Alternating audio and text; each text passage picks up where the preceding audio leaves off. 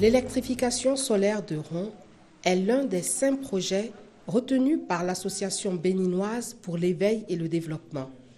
La BED a été créée au lendemain de la conférence des forces vives de la nation en 1990 par M. Jean-Marie Zinzindorui. Tombé sous le charme, la beauté de la nature et de l'environnement de ce village, dont 70% de la population vit en dessous du seuil de pauvreté, l'initiateur n'a pu malheureusement pas voir son rêve se réaliser.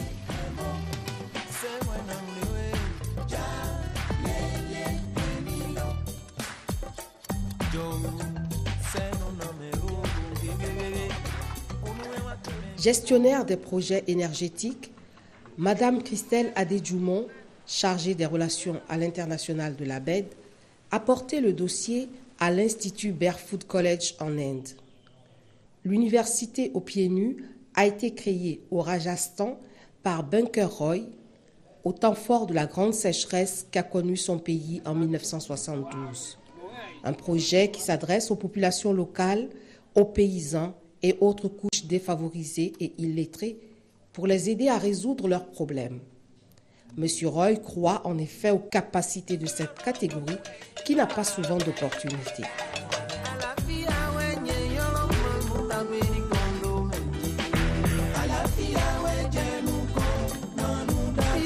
Suite à une visite du directeur de cet institut au Bénin, 2 femmes illettrées, cultivatrices et commerçantes de bétail de Ron, ont été sélectionnées. À l'issue d'une formation de 6 mois au montage du matériel solaire,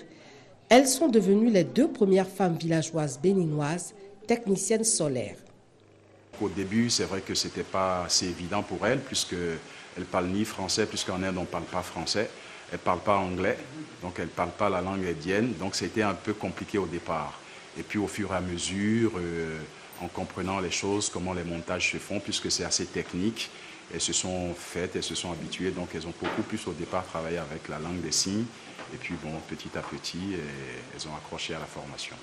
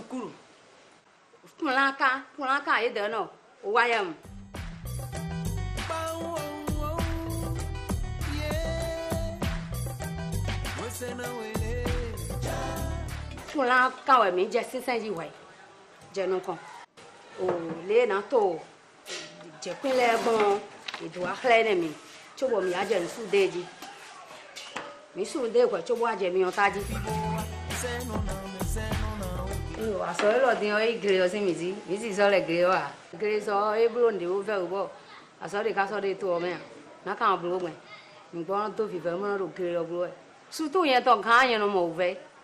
Bon, on a dit qu'on doit coucher à Kouno. Tu retournes, il y a des gens qui ont Kouaya. De l'eau, et blonde, bon, comme un mibo. Nous devons ma voix et le coup de la sede et non c'est ici avec bêté bosé lo anio ndo peni les melo de sou e va o chomi vive nous bode wo e yin lo kondo je nu lo dion e va wo nkan blo yi lo kan mi na kon e ba ira blo anu so e na kan kon to ho me we yo e yan wa jije da hode no nu uzon be kan wa jije da hode yo e we ndole o mi pon kaka fie ma si de do hon ya mi pon kun ran ko gun ma si o fofo ka bo na flin hon mi tele ka fui fi din bo se do ni ran to me wa pon ma o blo bo ko se abed wa rin rayon soleil ici o wa nu mi bo mi lo ka nu ye ka si yin mo dian e da si yin mo dian bo nu gbo ye no fine bo wa yo e wa pla no vi mi ton we yonu ma se we ma me se ma we ma ran yo vo gbeji mi na kon bo ye do yen bo na nu gbo ye no ton kaka nu sun san izen ko ero bo wa ko te ko ye ipo ajije ko bo mi no ku idimo ye be agbon wa ko me gede bo mi no ne ablo nu logbon eji kaka yo agbon le bi wa bo yon le de su mi do yin ye kawe tanu be fo do nu ku mi ton bo hon diyan kerosene jije so tin lo hon ya povle jawe ma kun gbe o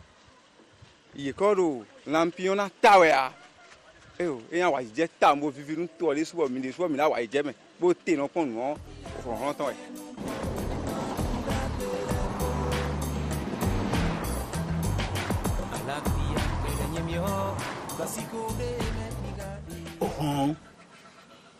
o bede hon me wa to me fi yo hon no e pero me dai hon gon hon to me hon ilo ko to e ino to pero me dai hon to me. Le village de Hon se trouve dans l'arrondissement de Massy, commune de Zougoudoué.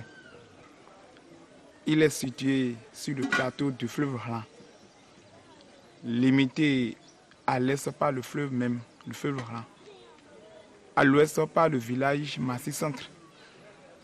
au sud par la commune de Tofo et au nord par l'arrondissement de Koussoupa dans Zougoudoué. C'est un sentiment de joie qui m'anime et toute ma gratitude à l'endroit de la famille Zizilohwe qui s'intéresse à nous à travers le ONG ABED. Elles sont revenues. Le matériel sur lequel elles ont travaillé donc, a été convoyé au Bénin. Et là, on est passé au montage, aux différents montages. Et donc, on a commencé par faire donc, les toutes petites installations, mais ce sont des installations de maisons témoins qui ont été faites.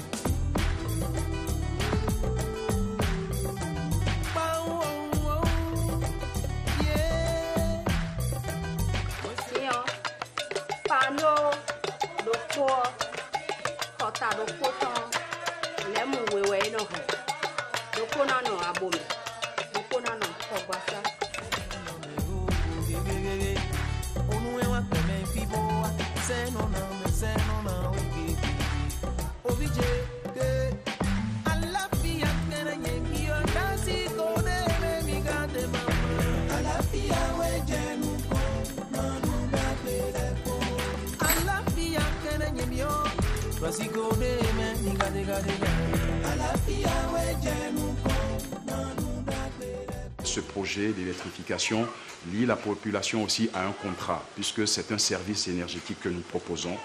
Et donc, du coup, une fois que le contrat sera mis en place, que la population, ceux qui sont les futurs abonnés, donc, auront signé le contrat, nous pourrions donc commencer à faire des installations par quartier.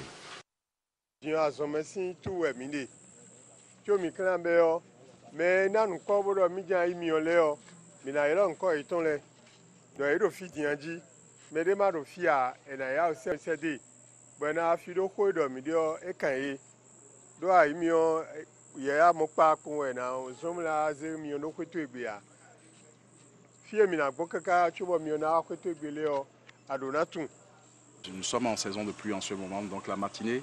les villageois sont au champ. Donc le seul moment où on peut les réunir, c'est le soir. Et donc ce que nous allons leur expliquer, les enjeux qu'il y a derrière ce projet, mais les différentes étapes aussi, puisque finalement, quand ils aspirent à l'abonnement, il y a des conditions. Donc il y a un contrat, il y a des étapes qui vont se mettre en place, depuis la mise en place de la redevance à blanc, la signature du contrat, la cérémonie de signature de contrat, l'installation, la première redevance, et puis après maintenant la préparation de l'inauguration. Projet là comme idée no zemi no ndo khota no tami no khome poko khoko no monukuna de projet de wa imbo yin khale no beneto mi ton do ekodo to de bumero beneo ahun ho wa yin me to e dudeji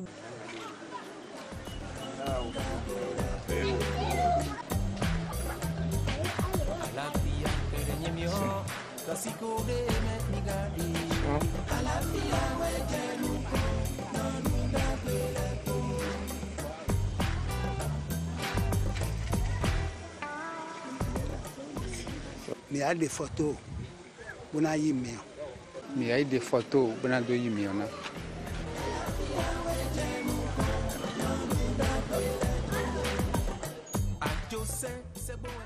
Sur les maisons témoins, donc ils ont vu que voilà, sans électricité classique à la base et qu'avec le soleil, on arrive à avoir donc de la lumière. Donc du coup, ils ont adhéré, ils adhèrent au projet puisqu'il n'y a pas du tout d'électricité. C'est un village isolé, reculé, qui vit dans les ténèbres. Comme elles sont deux, nous leur avons alloué donc 2 assistants qui vont pouvoir monter sur les toits pour pouvoir accrocher les panneaux selon donc l'orientation qu'elles vont donner.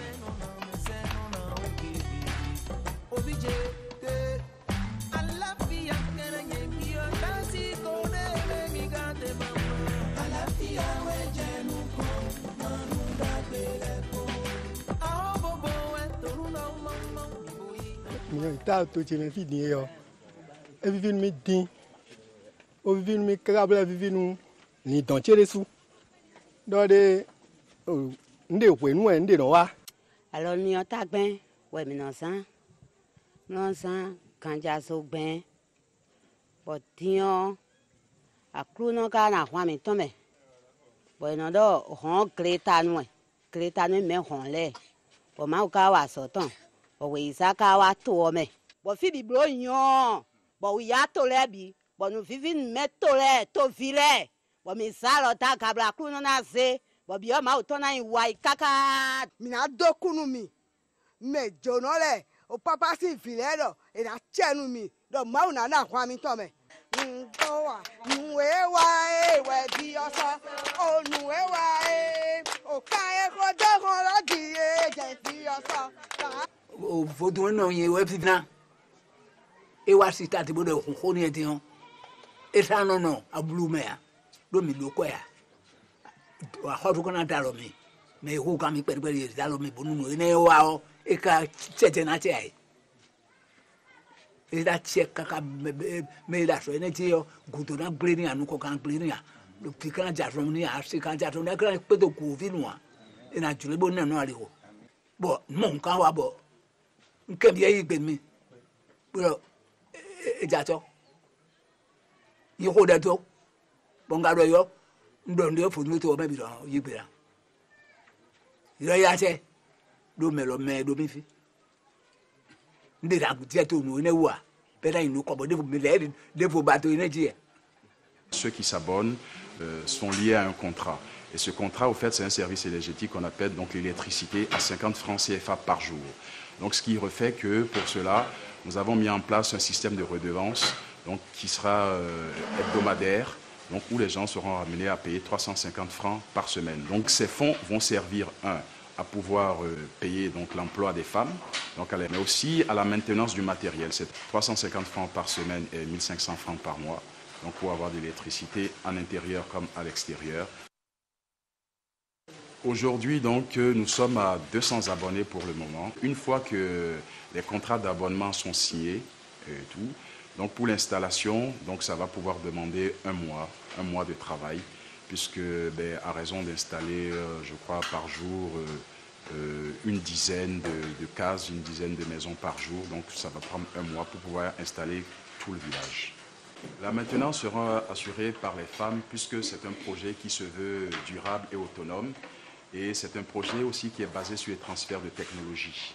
Donc les femmes ont été formées donc, pour l'assemblage du matériel, mais aussi pour l'installation et la maintenance. C'est-à-dire que là où elles sont capables de changer des ampoules, elles sont capables donc de recharger les batteries et de recharger aussi les plaques.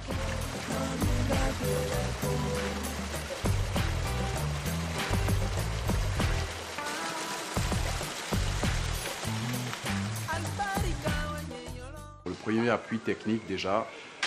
c'est avec donc le Barefoot School, c'est-à-dire l'université à pieds nus en Inde, donc qui forme les femmes dans ce domaine. Mais au Bénin aussi, nous avons aussi un appui technique avec la BERM, qui est l'agence béninoise d'électrification rurale et de la maîtrise de l'énergie. Nous avons aussi un appui donc, du gouvernement par le ministère de la Prospective et du Développement, et aussi également un appui du PNUD. Un projet comme ça, nous sommes toujours heureux déjà de participer au développement du pays, de voir que voilà, il y a un changement qui se fait et que les choses sont possibles. C'est un défi de pouvoir prendre des femmes qui à la base sont illettrées. Nous souhaitons que ce projet aussi soit porteur, puisque c'est un projet pilote, et que ce projet puisse après se répercuter dans d'autres zones rurales au Bénin qui n'ont pas accès à l'électricité tout de suite et donc qui peuvent rentrer en contact avec l'ONG ABED pour qu'on puisse donc promouvoir ce projet dans tout le Bénin.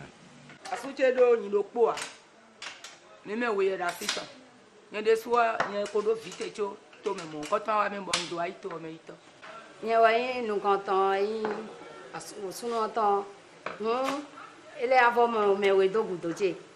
yo yen so lo so lo fi khode do ya ekonu charge ya so ton kere we mi mo don ba kan kunu mi bo mi lo kon ton yan mi kan mi lo da ba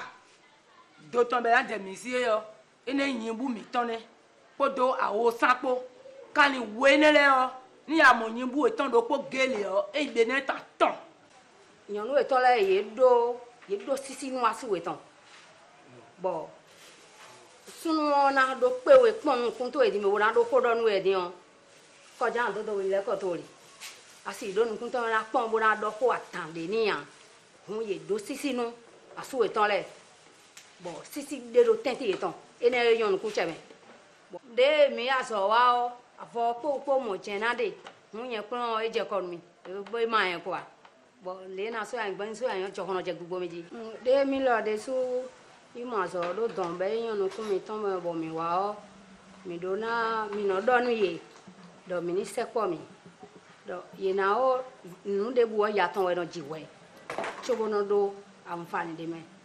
ye ma pon do mi tere ko idon tin boko do ko mo we bo te yan ka fi o te wa gbe ngaja we nu e do vivendo bo e ra so kan bu ka de uburu ya je bo ma wi ro jan mọdọjẹ koyi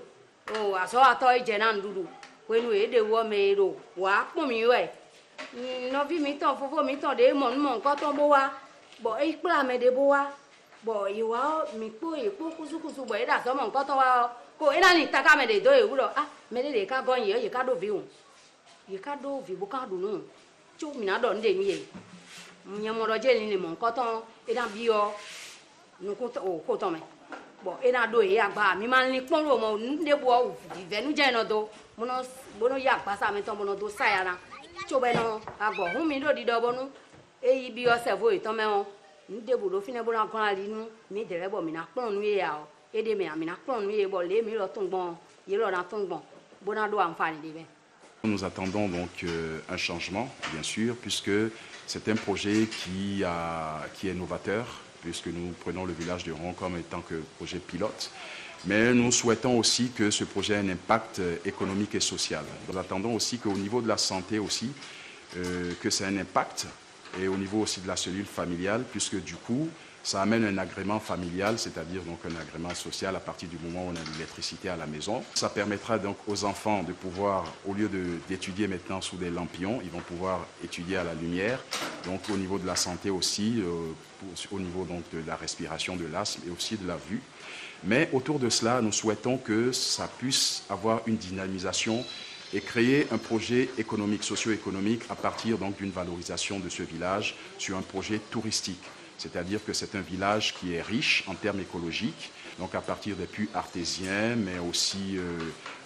au niveau donc de certaines forêts qu'il y a, mais aussi au niveau de la valorisation donc des produits du terroir, donc artisanal, mais culinaire aussi et culturel. Et donc pouvoir permettre qu'il y ait des gens de la ville qui viennent se reposer, donc découvrir ce village, et aussi des gens donc du monde entier, à partir de la France, de l'Europe, viennent découvrir donc le savoir-faire de ce village. Et voilà, pour que ça puisse ramener donc des fonds autonomes.